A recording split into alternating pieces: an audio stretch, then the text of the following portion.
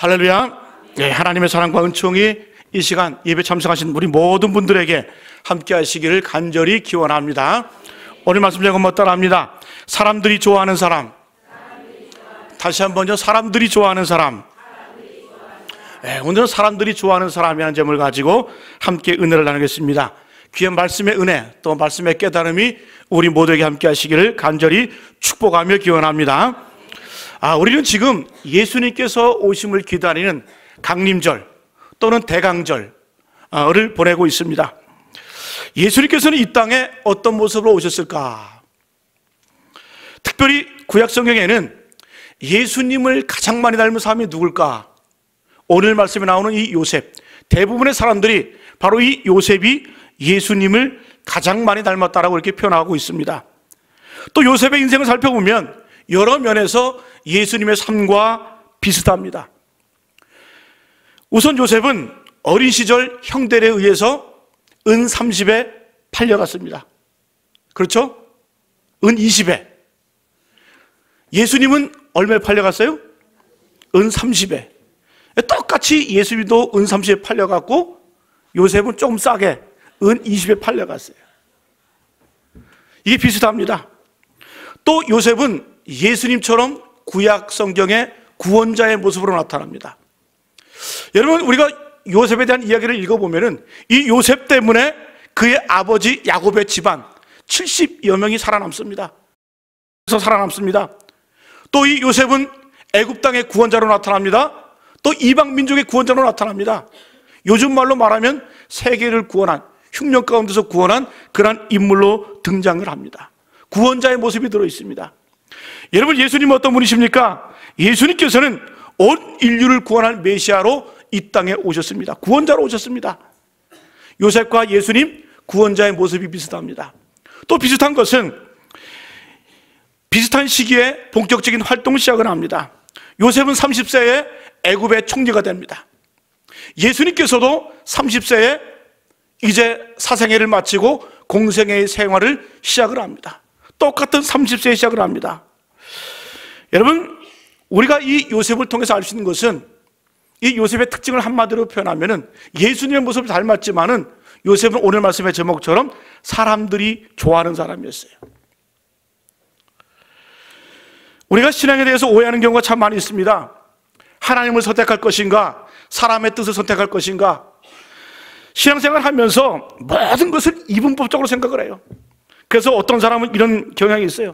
하나님께 열심히 하면은 사람에게는 좀 소홀해도 된다라고 그런 생각을 하는 사람도 있어요. 여러분, 그렇지가 않습니다. 오해입니다. 분명히 잘못된 생각입니다. 여러분, 사도 바울은 분명히 말씀합니다. 여러분, 고린도서 10장 32절 말씀에 그런즉 너희가 먹든지 마시든지 무엇을 하든지 다 하나님의 영광을 위하여 하라. 먹든지 마시든지 무엇을 하든지 다 하나님의 영광을 위하여 하라고 해요. 우리의 삶의 목적이 뭐예요? 첫 번째는 하나님께 영광이요. 그 뒤에서 뭐라고 말씀하냐? 나와 같이 모든 일에 모든 사람을 기쁘게 하여 자신의 유익을 구하지 아니하고 많은 사람의 유익을 구하여 그들로 구원받게 하라고 말씀합니다. 하나님께 영광이라는 그런 목적도 얘기했지만 그러나 동시에 나와 같이 모든 사람은 모든 일에 모든 사람을 기쁘게 하라고 이렇게 말씀하고 있습니다. 여러분, 하나님 사랑과 이웃 사랑이 같이 가야 온전한 신앙임을 우리에게 가르쳐주고 있습니다. 그래서 여러분, 우리가 정말 사람을 사랑하는 것도 참 중요합니다. 그래서 이런 말이 있습니다. 신앙인이 되기 전에 먼저 인간이 되라. 한번 따라합니다. 신앙인이 되기 전에 먼저 인간이 되라. 이거 중요한 말씀이에요. 여러분, 오늘날 교회와 성도들이 왜 욕을 먹습니까? 상식 이하로 행동하고 상식 이하로 말을 하기 때문에 욕을 먹는 거예요. 여러분, 종교라고 하는 것은 기독교라고 하는 상식을 넘어서는 거예요. 상식을 초월해야 돼요. 또 그게 안 되면은 상식적으로만 행동해도 욕을 안 먹습니다. 근데 왜 욕을 먹는 거예요? 상식 이하로 행동하기 때문에 욕을 먹는 거예요. 여러분, 세상의 기업도 세습을 하지 않습니다. 기업을 물려주면 욕을 먹어요. 그러면 교회에서 마치 자기 것이냐, 자기 교회인, 자기가 키운 것 마냥 교회를 세습을 합니다. 여러분, 모든 것을 하나님이 하셨다고 이렇게 말은 하지만, 겉으로는 그렇게 얘기하지만은 속마음은 뭐예요? 내 거라는 거예요. 내가 이렇게 했다는, 내가 세웠다라는 거예요. 그런 의식이 있기 때문에 자기의 공로를 내세우고 자기의 노력을 이야기합니다. 물론 여러분 그것에 대해서 정당성을 이야기하죠. 구약의 제사장들도 세습을 했지 않냐, 그렇게 얘기할 수 있지만은, 그러나 여러분 우리의 관점은 우리가 보는 관점에서 생각해서는 안 됩니다. 세상이 교회를 어떻게 보느냐, 세상 사람들이 교회를 어떻게 판단하느냐, 우리의 관점은 그게 중요하다는 거예요. 여러분 사도 바울은 뭐라고 해요? 내 양심조차도 내 것이 아니라는 거예요. 예? 그런 삶의 사자로 살아야 될 줄로 믿습니다. 여러분 그래서 우리는 분명한 기준이 있어야 됩니다. 덕이 안 되면 하지 말아야 됩니다. 아무리 유능하고 아무리 똑똑해도 여러분 자식이니까 안 되는 거예요. 또 여러분 더 높은 이런 윤리의식을 가지고 우리가 살아야 될 줄로 믿습니다. 그런 모습이 있어야 교회가 존경을 받고 인정을 받는 줄로 믿습니다. 그래야 사회와 대안이 되는 거예요. 오늘 말씀에 나오는 이 요셉의 삶을 보면은 철저하게 사람들이 좋아하는 사람이었어요. 가는 곳마다 인정을 받았고, 가는 곳마다 칭찬을 받았고, 가는 곳마다 하나님께 욕놀렸던 그러한 인물이었습니다. 오늘 이 요셉의 삶을 통해서 우리의 삶을 다시 한번 점검해 보시고 새로운 다짐과 결단을 하시는 저와 여러분 되시기를 간절히 축복합니다. 그러면 사람들이 좋아하는 사람은 어떤 사람일까? 한번 따라합니다. 남이 잘되게 하는 사람이, 첫 번째, 사람들이 좋아하는 사람은 남이 잘되게 하는 사람이에요. 여러분 4절과 5절 말씀 같이 한번 읽어봅니다. 시작. 요셉이 그의 주인에게 은혜를 입어 섬김에 그가 요셉을 가정 총무로 삼고 자기 소유를 다 그의 손에 위탁하니 그가 요셉에게 자기의 집과 그의 모든 소유물을 주관하게 한 때부터 여호와께서 요셉을 위하여 애굽 사람의 집에 복을 내리심으로 여호와의 복이 그의 집과 밭에 있는 모든 소유에 미친지라. 이 말씀에 보니까 요셉이 보디발 이 가정 총무가 되었습니다. 그때부터 그 집이 복을 받게 됩니다. 요셉 때문에 보디발의 집이 복을 받습니다. 또 심지어 오늘 말씀 뒤에 보면은 이 감옥에 갔을 때에도 유익을 끼치는 인물이 됩니다. 여러분 창세기 39장 22절 23절 말씀 같이 한번 읽어볼까요? 시작. 간수장이 옥중제수를 다 요셉의 손에 맡김으로 그 재반 사물을 요셉이 처리하고 간수장은 그의 손에 맡긴 것을 무엇이든지 살펴보지 아니하였으니 이는 여호와께서 요셉과 함께 하심으로 여호와께서 그를 범사에 형통하게 하셨더라. 감옥에서도 사람들이 유익이 되는 거예요. 여러분 한 가정에서도 그리고 감옥에서도 그는 남이 잘되게 하는 사람이었어요. 사람들에게 인정받고 칭찬받고 또 사람에게 유익을 끼치는 그러한 사람이었습니다. 여러분 전체적인 요셉의 삶을 살펴봐도 그렇습니다. 아까 서론에 말씀드린 것처럼 요셉 때문에 이 요셉의 가정 70여 명이 살아남습니다. 이스라엘 민족이 구원을 받습니다. 또 동시에 이 보디발의 집이 복을 받습니다. 감옥에 가서도 그 감옥에서도 형통한 일이 이루어집니다. 애굽의 총리가 되어서도 이 나라를 흉년에서 건짐을 받고 강성하고 부유한 제국이 됩니다. 한마디로 말씀드리면 요셉의 삶은 남이 잘되게 하는 삶이었다는 거예요. 내가 아니라 남이 잘되게 하는 삶이었습니다. 여러분 우리는 착각을 합니다. 진짜 참다운 신앙생활은 뭐냐? 옳은 일을 잘하면 신앙생활을 잘한다고 생각을 합니다. 여러분들 그런데 기독교의 본질은 그게 아니에요.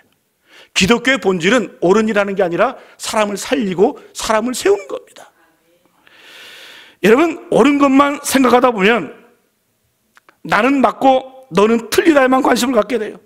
그리고 사람들은 자기가 옳으면 아나무인이 됩니다. 그리고 자기만 옳고 세상의 모든 사람도 다 틀리고 멋대로 이야기합니다. 그래서 그 말이 폭력으로 작용을 하는 거예요. 함부로 말을 하고 함부로 평가를 하고. 여러분 왜입니까? 신앙의 목표를 잘못 잡았기 때문에 그렇습니다. 그래서 옳은 소리는 하는데 사람을 살리지는 못합니다.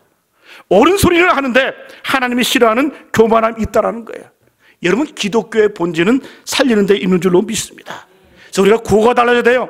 내가 옳다는 것만을 주장하는 것은 여러분 바리새인의 신앙입니다. 내가 옳다가 아니라 우리가 옳다가 되어야 됩니다. 우리가 옳아야 돼요. 우리가 살아야 됩니다. 우리가 살기 위해서는 여러분 우리가 기다리는 마음이 있어야 돼요. 참아줘야 하는 마음이 있어야 돼요. 여러분 바리새인의 신앙이 뭐예요? 바리새인의 신앙은 나만 옳다는 신앙이에요.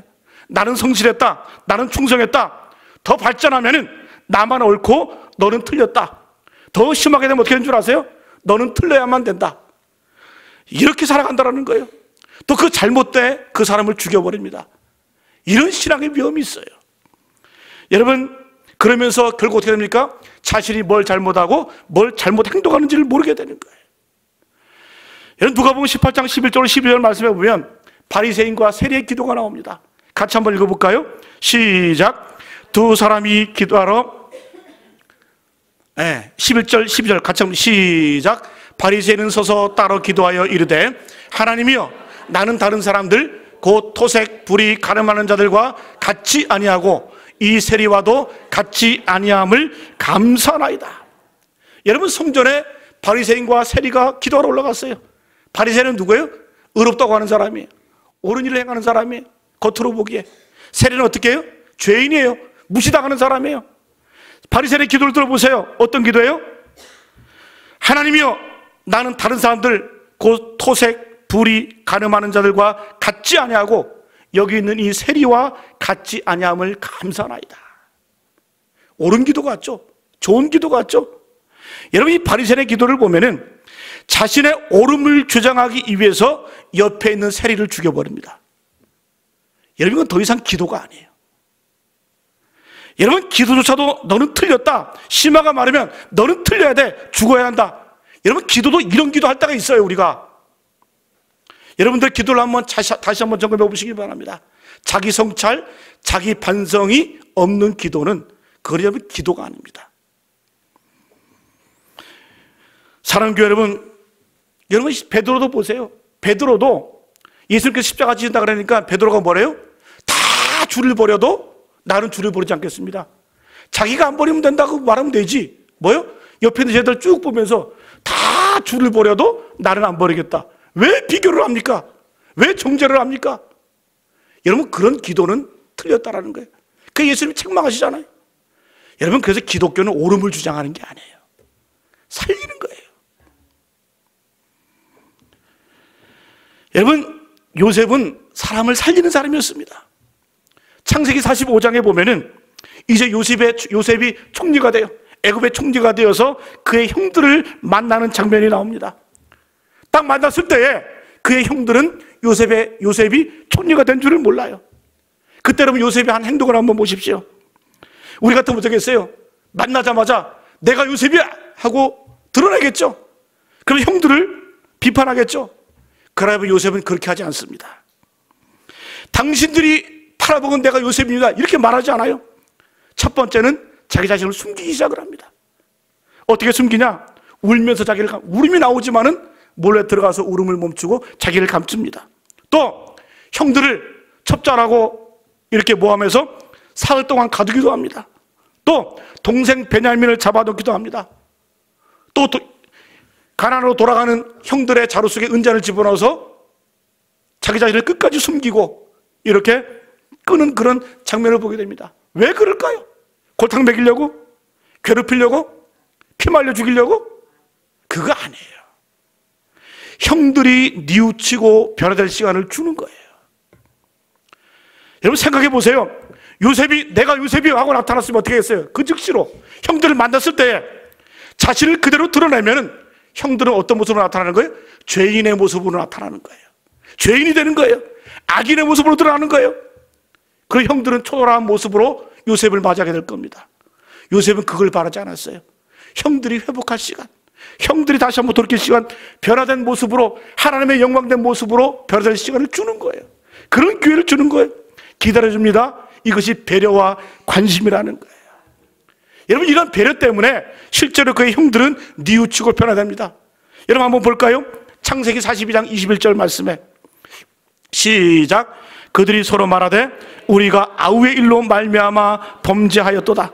그가 우리에게 애걸할 때에 그 마음의 괴로움을 보고도 듣지 아니하였으므로 이 괴로움이 우리에게 임하도다. 회개하잖아요.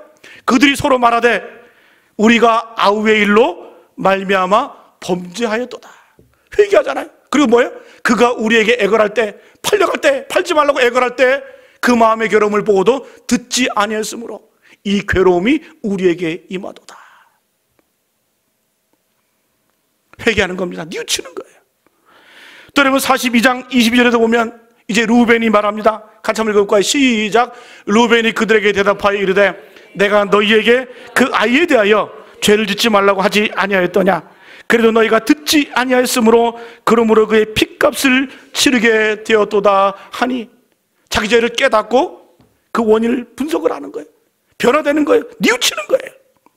여러분, 뒤로 가서 창세기 44장에 보면은 이제 넷째인 유다가 책임을 지는 모습이 나옵니다. 점점점 발전해요. 회개의 단계에서, 변화의 단계에서 이제 자기들이 죄 지은 것에 대해서 책임을 지는 거예요. 유다가 한 말을 한번 보세요. 창세기 44장 33절 말씀 시작. 이제 주의 종으로 그 아이를 대신하여 머물러 있어 내 주의 종이 되게 하시고 그 아이는 그의 형제들과 함께 올려보내소서.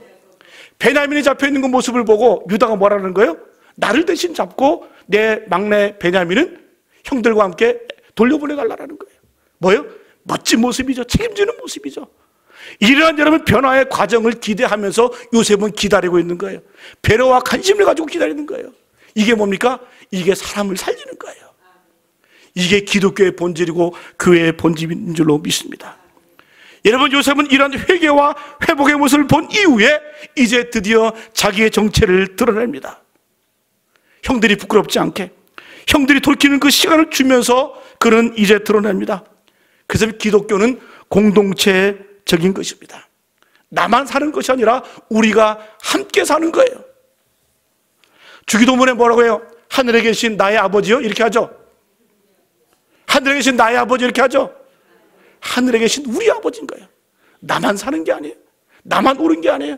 우리가 살고 우리가 함께 여러분 살아나는 것이 바로 기독교의 본질인 줄로 믿습니다. 여러분, 요셉이 형들에게 기회를 주고 회복이 되고 변화되니까 어떻게 해요? 다 살아나잖아요. 다 12지파가 되잖아요. 형제들이 똑같이 요셉과 함께 더불어 12지파의 그 가문을 이루게 됩니다.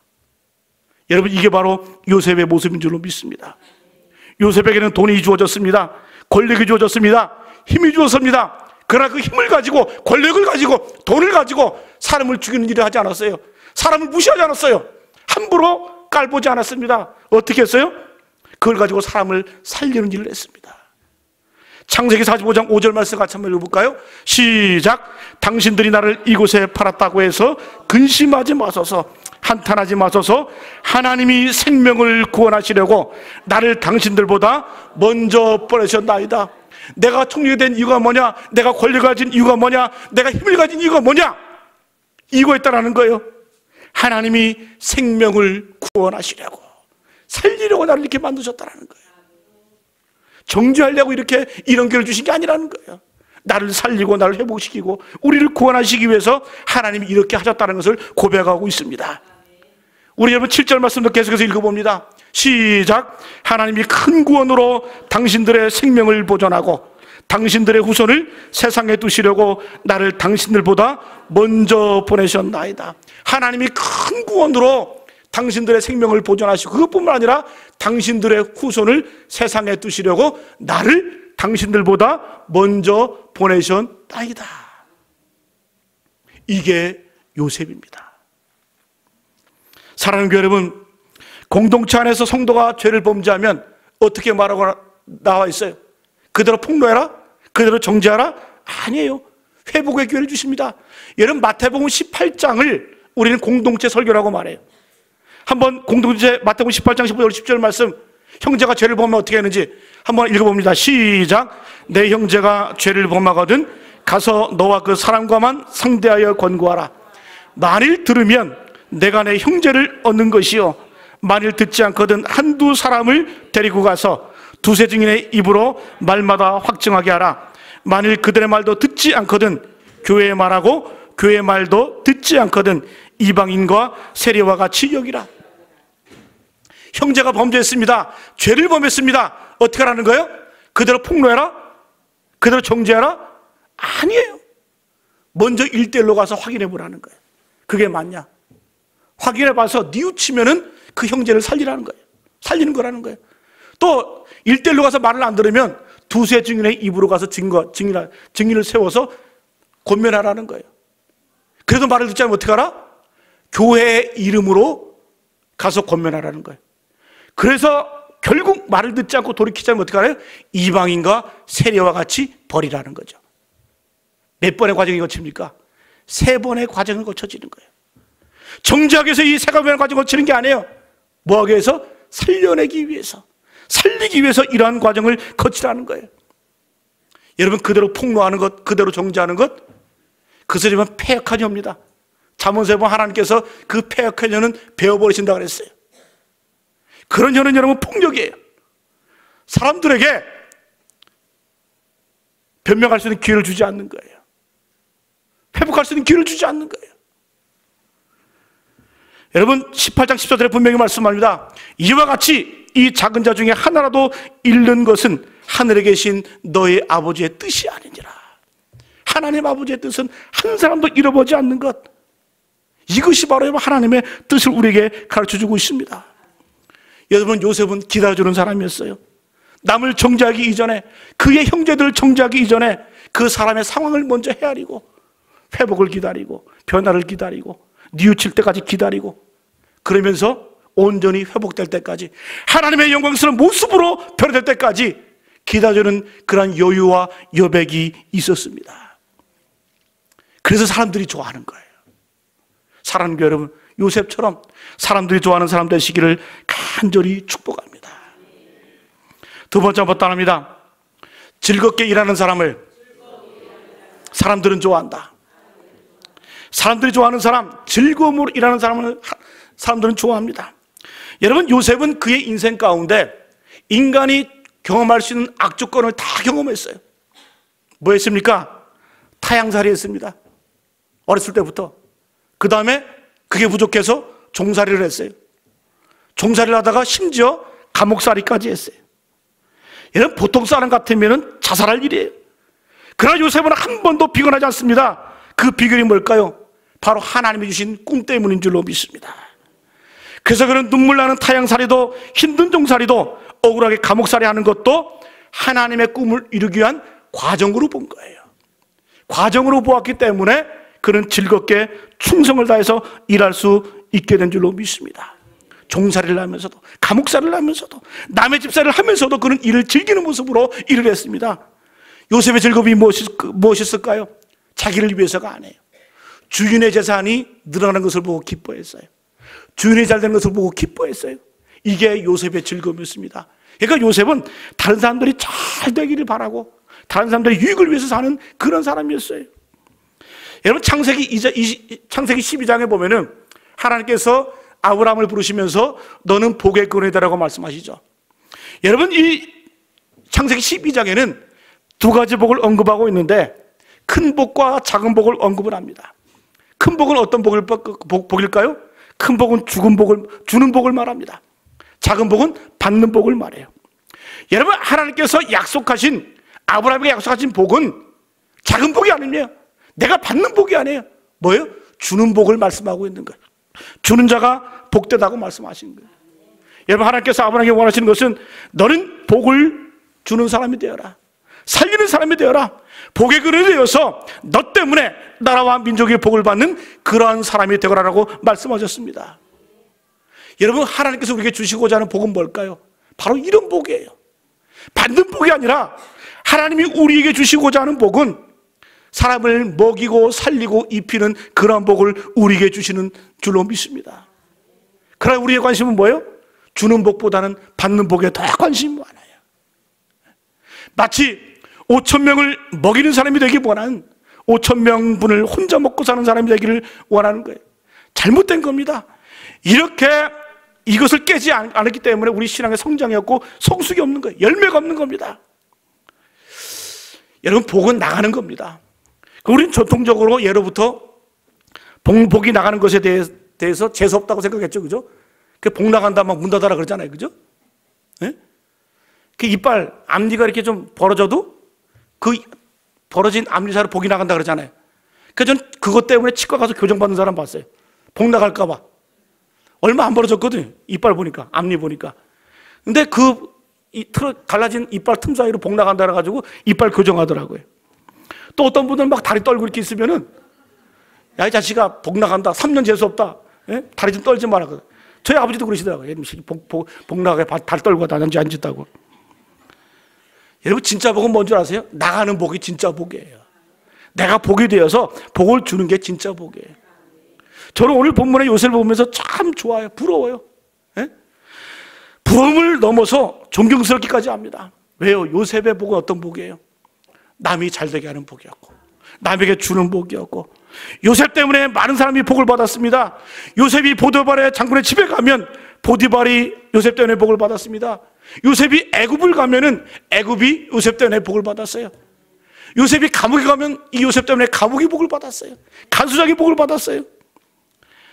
여러분, 애굽뿐만 아니라 인근의 모든 나라와 민족이 요셉 때문에 생명을 보존할 수가 있었습니다.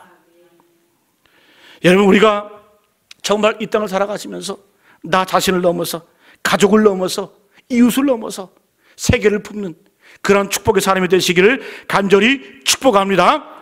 여러분, 요셉은 이런 축복을 받았어요. 요셉의 축복의 내용이 뭐예요? 창세기 49장 22절에 보면은 요셉은, 같이 시작, 요셉은 무성한 가지 곧 샘 곁에 무성한 가지라 그 가지가 담을 넘어도다. 요셉의 축복이 뭡니까? 요셉은 무성한 가지라는 거예요. 뭐예요? 샘 곁에 있는 무성한 가지라. 얼마나 무성한지 그 가지가 담을 넘어도다. 담을 넘는 그러한 축복의 사람이었어요. 다시 말씀드리면 요셉의 축복은 담벼락 아래만 머물러 있는 그런 축복이 아니에요.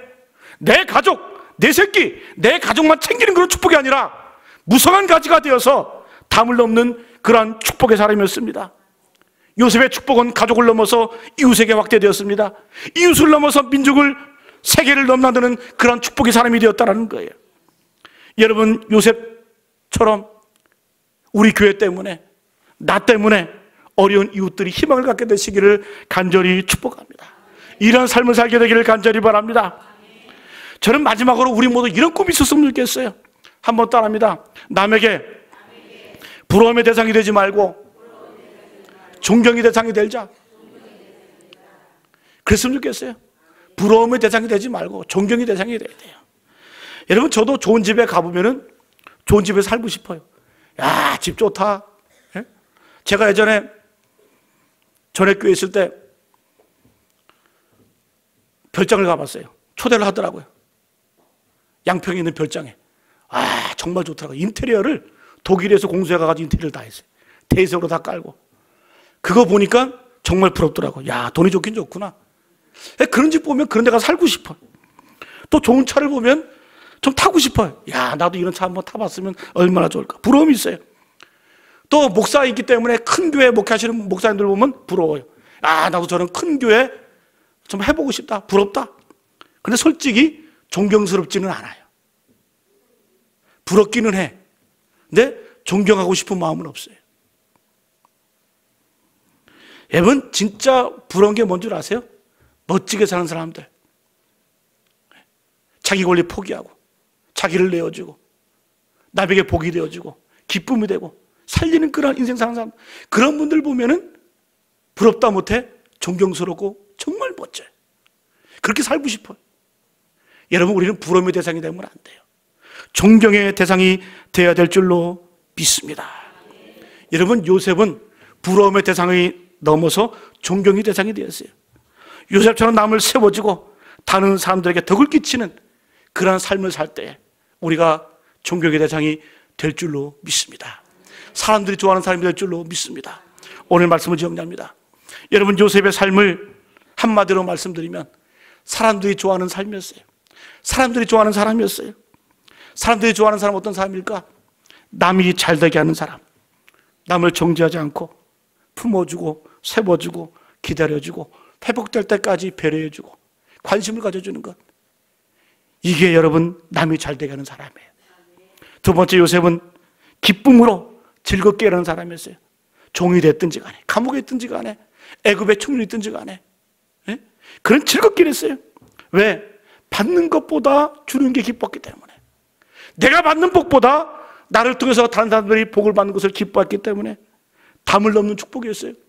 요셉은 무성한 가지라, 샘 곁에 무성한 가지라, 그 가지가 담을 넘어도다.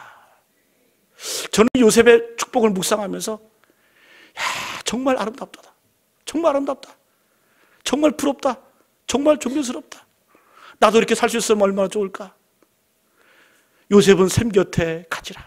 무성한 가지라. 그 가지가 담을 넘었도다. 매력적인 인생 아니에요? 멋진 인생 아니에요? 여러분, 하나님께서 우리에게 원하시는 삶은 옳은 삶이 아니에요. 사람을 살려주는 삶, 세워주는 삶, 그런 삶인 줄로 믿습니다. 요셉처럼 한 해를 마감하시면서 또 새로운 한 해를 맞이하면서 이러한 삶의 결단과 다짐이 있기를 간절히 축복하며 기원합니다. 오늘 주신 말씀 기억하면서 여기에 모인 우리 서로 축복하며 찬양하고 기도하겠습니다.